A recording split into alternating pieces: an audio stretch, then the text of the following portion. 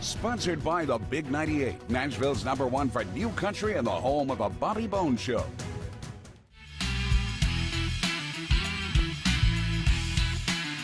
You know what? You're such a diverse guitarist, and I really love the this last track you came out with in January, Crazy Train, a tribute to Randy Rhodes with the String Revolution. How did this come about? It really started with Tom Morello championing Randy to get into the Rock and Roll Hall of Fame. And his longest standing student is a woman named Janet Robin, and she's a member of String Revolution. So I guess, they had made plans to do this track with nylon guitar, Spanish guitar, and I guess Tom said, "Hey, you should call Steve Stevens because he plays Spanish guitar," and I was contacted. They sent me the track, and the one thing that I know about Randy was he was an avid classical guitar player. Right. I remember reading an interview with him where he was even looking up teachers while he'd be out on the road with Ozzy to continue his lessons and stuff. Wow. So I thought, the last thing people needed was another electric version interpretation of Randy's stuff, because you don't mess with that. That's the holy grail. But to reinterpret in a way that hopefully he would have appreciated, I was more than happy to lend myself to it. Well, I think you did a great job, and I love the music video for it also. It's really so catchy to go along with the music, and having seen you perform live so many times, you have no problem getting your way around on an acoustic, nylon string or an electric, and I love the way that you play the vocal parts on the guitar for this. Yeah, I started, I couldn't have picked up the guitar at a better time, because I got an acoustic guitar. I was like 7.5, 8 years old, and this is just when all of the folk scene was happening in New York, and acoustic guitar was huge. James Taylor, Joni Mitchell, all of this, Crosby, Stills, Nash, and I didn't get an electric guitar till I was 13. So as you said, I'm really at home on acoustic guitar, especially Spanish style guitar, and it's any song that I've ever collaborated with any of the artists I've worked with always starts with acoustic guitar, because if you can make it work that way and you're not reliant on technology or anything, then you have a winner. I think you're so right too, because and once again, starting out so young as you did on guitar, I think that playing acoustic and nylon string and everything, it doesn't lie. You can't hide behind the electric effects and everything else and the gadgets. You have to play the notes clean. Oh, I try to. No, but you do. And I think for a lot of people out there that, studying and learning guitar, just like myself playing, you can get away with stuff on an electric guitar that, when I'm playing acoustic, I can't do that.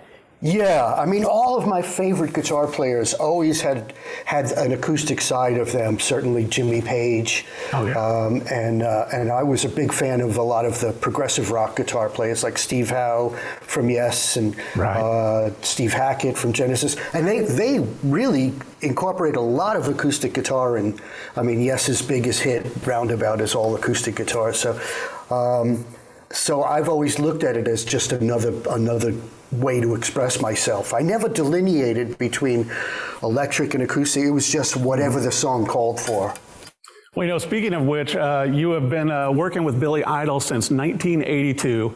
Besides your incredible solo career and a lot of side projects and everything, you guys had an album come out last year in 2021. I understand you're in the studio working on new songs for a new album this year. Yeah, we've actually finished. We're in the process of proving final mixes, and it's. I think we're really happy with this kind of format of doing 4-song EPs, because back in the day it would be a year or even more before your audience got to hear new music. You'd be in the studio, doing all this, but now it's very immediate. So You work on a song, you write it. It's very quick, and it's out. You know, in the case of the last EP, the Roadside, I think it was released within 6 weeks of us finishing it. Wow. Which is great for us because you get an immediate response, and it's fresh. It's fresh for the audience and fresh for us. That's got to be a lot of fun because I know you're looking forward to the world tour. I looked over your tour website, and you guys are going to be going through UK, Germany, Austria, Sweden, I think Brazil.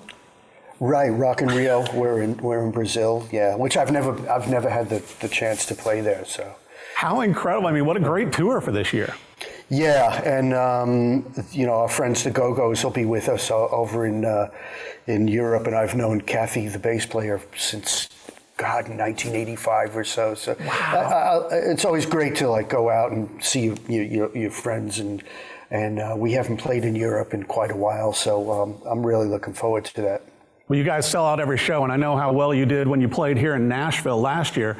I got to brag on you a bit, though. You know, besides working with Billy Idol, obviously, you've been a go-to guitarist for a lot of people, including Peter Criss, Michael Jackson, I mean, Robert Plant, the list goes on and on, you know, with people, Ben Rector, that reach out to you and want you involved in their projects. Yeah, I mean, I usually... I think the fact is that, you know, I have a pretty diverse style, so I think artists can imagine what it would sound like to have me on their music rather than, if they call on me, they're only going to get one specific thing. Right. And I love collaborating. I love learning from people. I'll usually seek out projects that are very different from what I ordinarily do because you gain another perspective, you get knowledge, and sometimes I'm able to bring back that experience to what I do with Billy and say, hey, I just, you know, worked with I work with an electronic music band called Juno Reactor, and I learned so much by doing that because it's so different than the rock and roll side of what I do.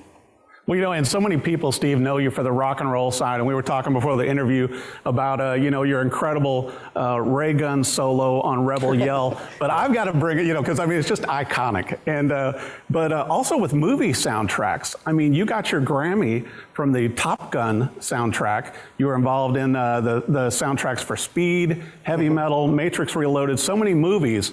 Are you still keeping your hand in that as well? Yeah, I mean, usually it'll be something that, you know, a lot of times the director will, you know, have a vision for a scene, and they'll, in many cases, have what's called temp music, and they'll use a track, say, you know, a Rebel Yell or something, and sometimes they'll license it, but in many cases, you know, I know a lot of film score people, so they'll call on me. As was the case when I worked with Ben Watkins from Juno Reactor. Then Robert Rodriguez hears Pistolero, says, "Oh, I want this for the," you know, it was actually we weren't thinking of Once Upon a Time in Mexico. It wasn't even in thought, but great movie. But it gets used. I'm available to any directors. I love film, you know.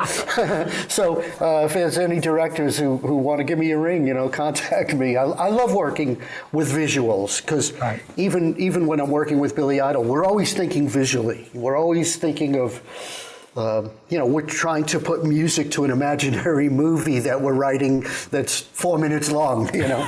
That's incredible. I want to make sure for our viewers, Steve, that with the big tour that you guys have coming out, obviously, you know, with you and Billy Idol, also with your solo projects and everything that you have going, which you always stay busy, where should our viewers go to keep up with everything Steve Stevens? SteveStevensGuitar.com is where we list all the tour dates and merch is available. And then I'm on Instagram. I post silly little things on there and, you know, technical stuff. I try and answer as much of the tech questions because I didn't have that when I was a kid. If there was a way to contact, you know, Jimmy Page and ask him, you know, what pickups or something back in the day, you know, I would have been that guy. So so I try and answer as much as I possibly can on my Facebook page, which is Steve Stevens Facebook, and then and also on Instagram, Steve Stevens. Yeah.